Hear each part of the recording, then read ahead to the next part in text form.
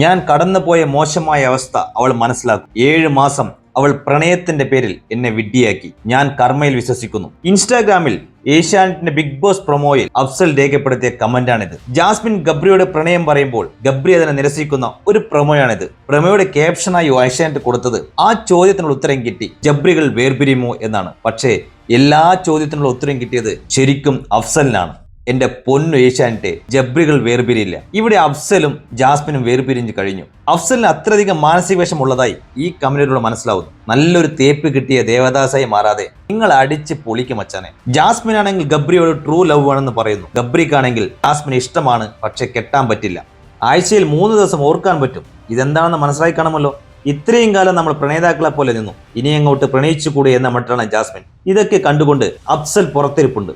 അഫ്സൽ, നിങ്ങളോട് ഞങ്ങൾക്ക് സഹതാപമൊന്നുമില്ല. ഒരു ദുരന്തത്തിൽ നിന്നും രക്ഷപ്പെട്ടു എന്ന സന്തോഷം മാത്രമേ ഉള്ളൂ.